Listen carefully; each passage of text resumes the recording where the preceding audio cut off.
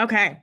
So I was gonna just carry over. We have a women's group women's real estate group that Audra and I and some other ladies moderate, and we posted a video yesterday that seemed to be get some really good traction, and we thought, you know what, let's bring it to our leveraged agent group as well. So today we're going to talk about the 5-day formula to get to your next deal. So 5 things that you can do every week that are going to help you boost production and really just get your next deal. So the first step is CMA a day. So when we are talking about doing a CMA a day, we aren't talking about just getting on the computer, doing a CMA and emailing it to someone. We need it to be personable. We need it to show, like our personality, our knowledge, as well as giving them the information that they need. And we're also not talking about doing a really granular CMA.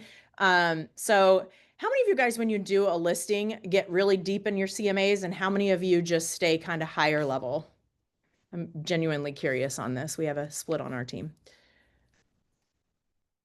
I'm kind of halfway. It depends on the listing. Yep, I would agree. Um, I have kind of shifted. I used to be really, really granular on my CMAs, even when I'm doing a listing presentation. And I've gotten to the point now where I'm like, the past is the past. It's information, but we need to also look at what's active and compare against that. But I know some people really like to dig deep into the CMAs. But when we're talking about these CMAs, it's a market analysis, but we're not talking like a deep dive like an appraiser would do. We're talking about helping people get an idea of what a ballpark range of what their home could be worth. And you're going to do this in one of 2 ways. Will you go grab one of our boxes that I put together? Okay, so one way that you can do it is to do the a Loom video. So you can pull up the CMA, kind of walk them through. You're going to have like the map up that shows them the comps so they can kind of see that it's in their area. You're going to maybe talk a little bit about their actual neighborhood, those kind of things, what you're seeing, active, solds, whatever. And you're doing this on a Loom video so that it's personal. Maybe if obviously know the people's names, it's even better. Add their names in, make it really personal. So these are not, like I said, a generic. This isn't like a, hey, my CRM generates these, market analysis or pricing, listing, whatever things for us. We don't want to do that. We want this to be personal. Again, getting your face in front of them, helping them get to connect with you, helping them realize you're the market expert. You do things differently than other people. So you're going to record that video and then send it off to them via email, or text is even better if you can. The other option that you can do instead of a video is to do a CMA box. So thank you, Rochelle. You can use the same box that I've talked to you guys about for our FSBO program. You can also use this to do CMAs. So if you guys haven't used, I think it's Box It is what we use. You can create and make these beautiful little boxes, and you could print off your CMA in here, have some additional marketing material. We always put in like the fake grass, some fun stuff with it. And then you could put your CMA on there and do a pop by or door knock to drop off that CMA, and again, have that kind of personal conversation with them. I would say if you're going to do this box and you're going to do the CMA, like record the video and have something in there for them to scan the QR code in case they're not there too. Like you want them to see your face. You want them to see you personally. So if they don't answer the door, you'd have a backup plan where you can kind of walk through that video too. But you could do one of 2 things, either the video CMA or the CMA box. Again, 2 purposes. You're helping them understand kind of roughly what they could get for their home. And then you're adding that personal flair so they get to know you and know that you're the market expert, developing that relationship with you.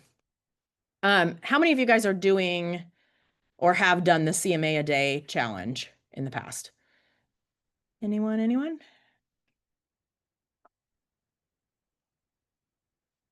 Okay.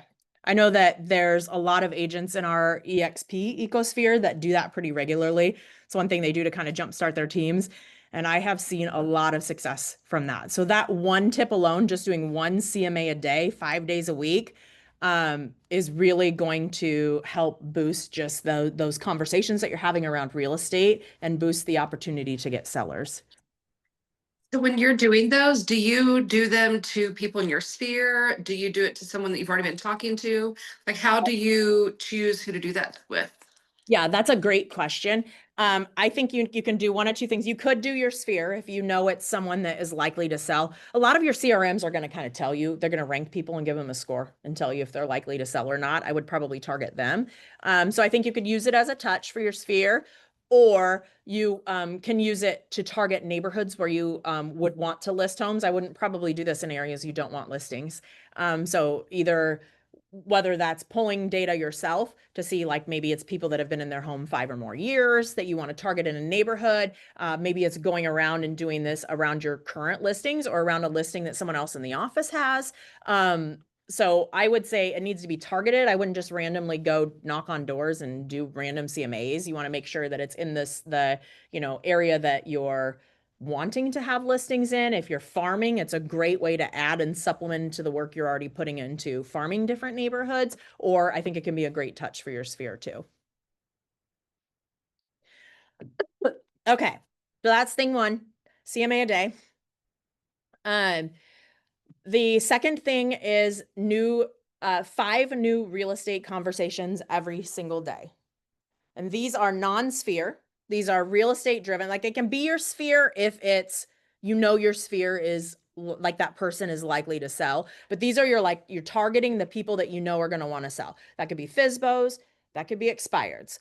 That could be your old online leads that maybe aren't responding. It could be anything, right? But you're trying to target those people that you know are likely to sell. Open house leads that came in, right? And you're going to have 5 conversations a day. So we're not talking 5 calls. You can't pick up the phone and not have a conversation with anybody. That doesn't count. We're talking about 5 actual conversations. And these can be through phone, through text, or through direct message.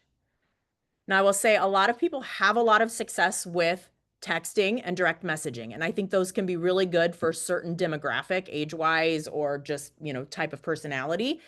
But be careful to make sure that you're not only texting and DMing people, right? There is magic in making phone calls as well. Has anybody ever tried to, you're talking to the cashier in the store and they make a conversation and then somehow you just get into a conversation and sometimes they'll say, well, what do you do? And you talk about it. I've done that. I don't know if you want to count that, but I've done that. And sometimes they say, we might be selling, or my mom is going to be selling, and you give your card. I mean, I've done that. It's not easy, but I've done that before too. Yeah, I think that could be a good supplement. I think you should always be having those conversations with people as you're coming across. Just like make that part of your normal routine. And I think that can be super helpful as a supplement. But for like targeting and wanting to get deals fast, I wouldn't want to just have you have 5 conversations with like cashiers and those kind of things only, because I think that would get you away from focusing on the quicker action clients. So I think I would say add that as a supplement. It's a very good point. And I think it's something that I would just sprinkle in your everyday life, like having conversations. If you ask people questions, they generally will ask you like, what do you do? And it'll lead into that. So I would definitely do that. And I will say we did a coaching program in the past that was, you had to have so many contacts per week, and it was pretty aggressive. It wasn't like the 5 a day. I can't even remember how many we had to do. I want to say it was like 100 contacts a week. It might have even been more than that. So there was like, if you're doing like a really aggressive approach and you're doing a ton of contacts, I think that can be one way to get some of your contacts in. Okay. So that was thing 2. You're having conversations, excuse me, with people that are likely to buy or sell through whatever avenue they came in through. Number 3 is your sphere. So Audra's really good at this, but setting up a plan to just have 5 touches with your sphere every day. And when I'm talking about like every day, guys, I don't expect that you're going to do all these things Saturdays and Sundays. We're talking about Monday through Friday every day. So you're going to have 5 touches with your sphere.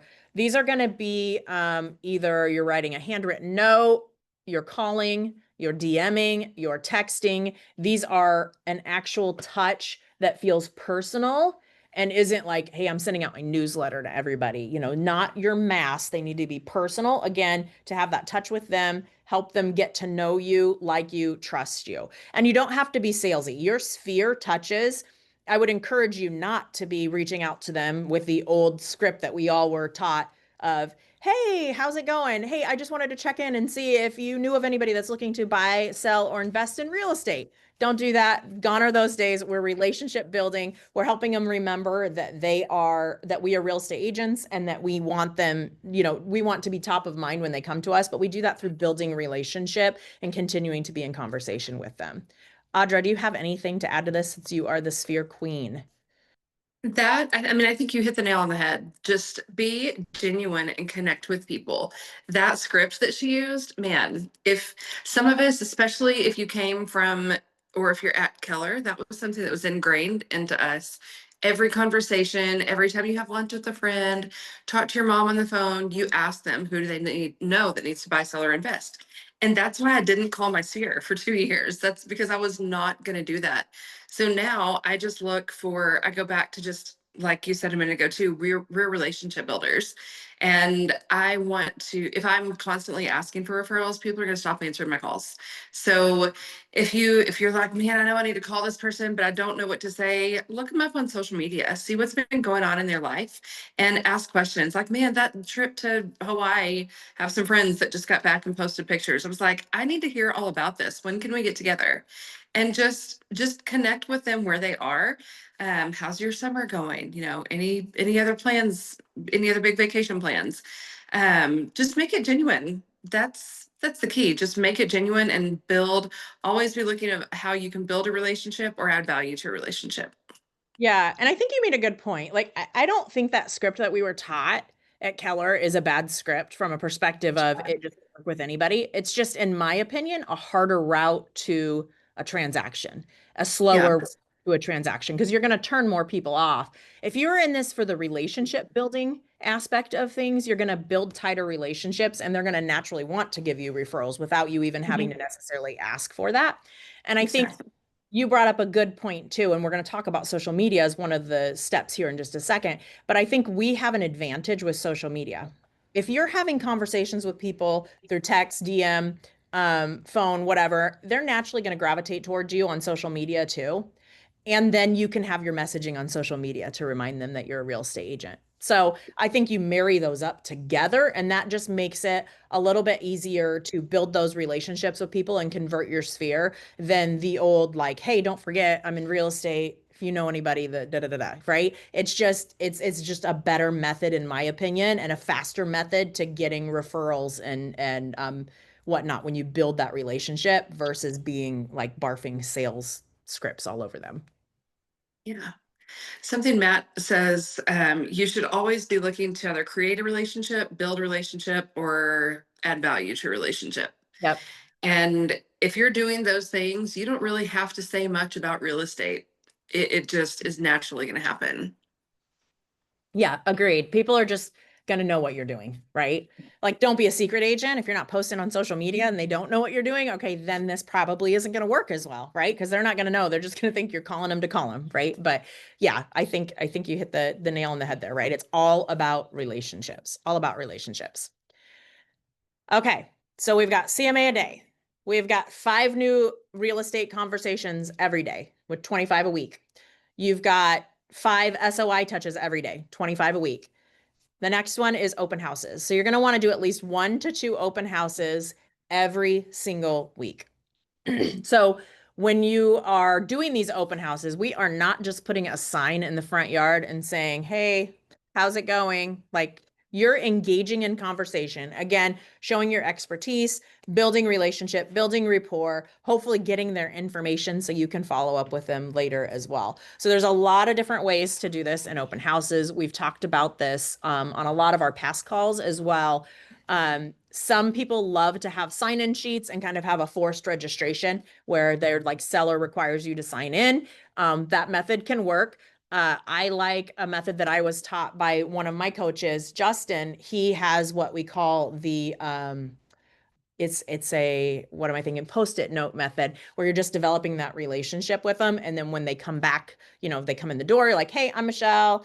Go ahead and take a look around. If you could do me a favor, when you're done looking through the house, if you can just come back to the kitchen, I just have a couple questions for you real quick. That would be awesome. So you're not asking them to sign in or anything. When they come to the kitchen, you're just diving right in, and asking the question like, so what'd you think? Are you ready to write an offer on the house? Is this the one for you? Like, you're diving right into that, because then you're going to be able to get a feel for them. Like, is this house for them? Is it not? And you're automatically going to get into their objections, where if you're like, what did you think of the house? They're just going to softly tiptoe around that. If you dive right in and you're like, are you ready to write an offer? Is this the one for you? They're going to give you that feedback like, no, we're just getting started in our process. Awesome. Now you know they're just getting started, and that's the objection that you got to work around. No, this one doesn't have the bedroom on the main floor that we were hoping for. Awesome. Now we know what their pain point is with this house, and we can help drive the conversation. So then you move into the conversation of like, oh, you're just getting started. That's awesome. Tell me, have you looked at anything yet? Have you been pre-approved? You're kind of where are you guys kind of at on that process? And if you were like, I want to move tomorrow versus we're going to move in, a year from now, are you guys motivated? Have a reason to move now? You're going to be waiting. And then eventually you're going to lead into something that you can provide value with. And that's where the Post-it note method comes in. You got a Post-it note on the counter here, like a stack of Post-it notes. I'll use the one where they're like, no, there's not a bedroom on the main floor. I'm like, oh, you know what? I know actually have a couple properties that have bedrooms on the first floor. You know what? If you're, yeah, wouldn't mind. It wouldn't be a big deal for me to pull those up and send them to you. And you slide the Post-it note over. If you just want to put your name and phone number down, or name and email down here, I can get those sent over. So it's like a non-aggressive, I have something for you, put it on here. You're kind of acting like, hey, you know what? I don't mind doing this if you want me to. It's a little less pushy than that sales of like, seller requires everybody to sign in. I need you to sign in on the sheet, right? That way they're feeling forced, like they're giving you their information. They may not even respond to you. If you've actually told them and they voluntarily gave you that information, they're going to be a little bit more responsive and a little bit quicker to move the needle on them, to getting them from being just a lead to a client, than it would be if it's just I had to put my information down and I've put this down on 20 other open house sheets today. How many of you guys are doing open houses regularly, either in the comments or, yeah, in your cameras? Yeah. I think, a majority of my business was built on open houses and Sphere. My dad was a builder, so we were very lucky. We had new construction to hold open all the time. But I would say a huge chunk of my business was built on open houses. And again, it's building that rapport and that relationship while they're in the house, getting permission to follow up with them, and then surprise, you've got to actually follow up if you want them to convert into clients. 9 times out of 10, they are not going to just reach out to you if you give them your card. So you need to give them a reason to stand out from other agents, especially now that we see with a lot of the BBA changes. I don't know about you guys, but we do notice there are a demographic of clients now that just go to open houses instead of getting a buyer's agent. And so how do you stand out? How do you stand out to those people that don't have an agent, but are just kind of going to open houses to doing their shopping? Okay, so that was number 4. The last one, I'm gonna, I don't know why I stole this phrase, I would say, from someone else, but is the high 5 strategy for social media. So if you guys have watched our Facebook trainings before, you know that I talk a lot about this high 5 strategy. So this is a daily strategy that you're going to do. Again, Monday through Friday. It could be every day of the week too. I'm pretty consistent on social media. I really like Facebook. I feel like I get a lot of conversion, a lot of clients through Facebook. But you're going to do these things every day. You are going to friend 5 new people. You're going to friend 5 new people. These are preferably people that are in your avatar that you would want to work with as clients. And then you're going to go find 5 people that you're currently friends with that aren't showing up in your Facebook feed. And you're going to go comment on their post and or DM them. So if you're commenting on their post, it needs to be at least 5 words or more. It needs to be meaningful, purposeful. And I would encourage you to ask a question or make a statement that encourages engagement, where they're going to comment back to you. Or jump into their stories and make a comment on there, because then you go right into their DMs. Now, why are we doing this with 5 people that we are not seeing in our feeds? Does anybody know? Because now our stuff will show up in their feed. Yep. For the algorithm. Yep. We are jumpstarting the algorithm. Facebook is all about conversations, community, people that want to engage with each other. So if you're engaging and having conversational engagement, that raises the score on the algorithm to say these two people are having a conversation. I think they might want to see each other's stuff more. So you're doing that right before you're making your posts. So you get those 5 people into, like, you're in their feed now. And I will say, don't do this like and then don't do anything else. Like, yes, that gets a little bit of engagement, but what really is going to get engagement is liking, loving, doing something of that nature, and then jumping into a comment that, or a DM or something that creates that additional conversation, because it's that conversation that really drives the score up.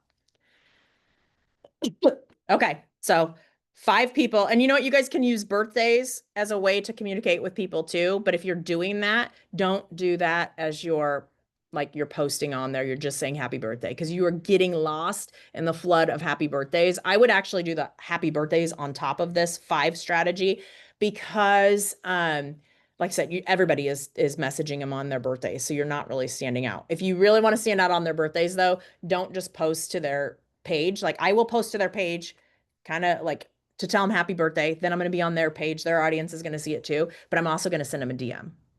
And if you really want to take it to the next level, send them a video DM, customized with their name. So you're like, hey, Jane, I just wanted to call and wish, or just wanted to message and wish you a happy birthday. I saw that, you just had your 20th anniversary too. What an awesome year. Really excited for you. Hope everything goes well, right? You're personalizing and sending a personal touch message.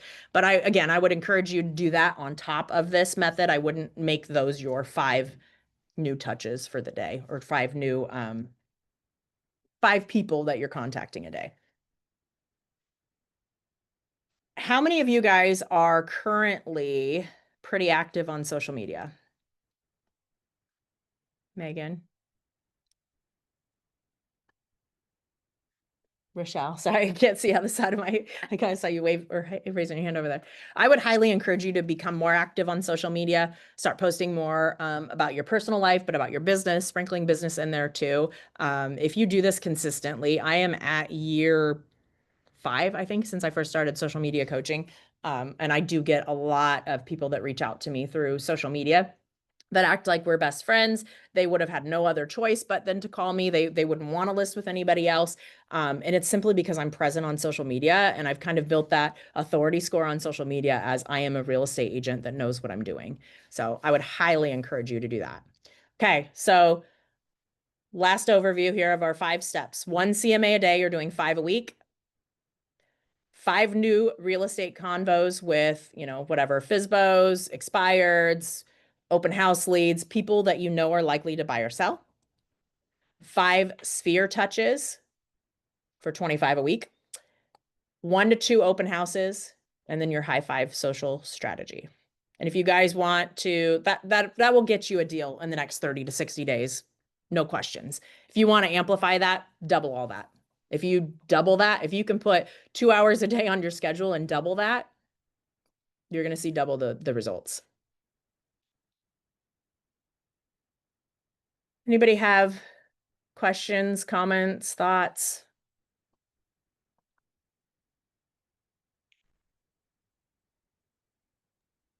I love the post-it method on the open houses. I've always been very, you have to sign in up front, and otherwise you don't get in. I mean, that's a very shortened conversation, but I really like that. That makes it so unassuming and easy. Just like, oh, I've got something for you. Just write down your information for you, and I'll send it right over. Yeah. That's a game changer. That's big. I love that. Yeah, it is. And if you think about, we've talked a lot about like the full fee agent, what exactly what to say for real estate agents. What do they teach? They teach you to use methods of like NLP, tactical empathy, to do those pattern interrupts. That is a pattern. Mhm. Interrupt.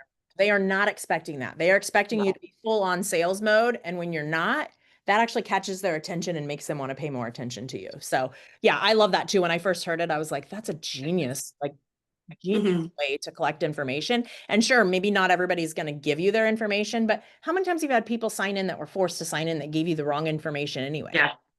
Like, I feel like you have a higher probability of getting accurate information and getting people that actually want to engage with you. I So like do that. you do that with all clients, or do you ask them first if they're working with an agent? If they're going to give you their information, they're probably not working with an agent. But you can have that conversation. I mean, I naturally, usually ask that first. yeah, I wouldn't lead with that because they're expecting that. Have a conversation, build a relationship, but before they leave, you can dig into that, right? Like even if you capture their information, it's not a big deal. You don't have to follow up with that if you didn't want to. You can have that conversation. But naturally, as you're asking those things like, oh, you're new into the process, how soon are you thinking you want to sell? Where are you guys planning on going? Have you talked to anybody yet? Like you're gonna have those questions. I would stop asking the question though, are you working with an agent? It's Okay. has anybody been showing you houses? Have you had any conversations with agents? You're asking those questions that are going to lead you to that. And then you can ask like, oh, have you signed anything with that agent? Like, are you under contract? Okay. But I wouldn't lead with that because that's a sales thing to do, right? And we're trying to do those pattern interrupts and have a different behavior than what they're used to. Got it. All right. Anybody else have any other questions, comments, thoughts?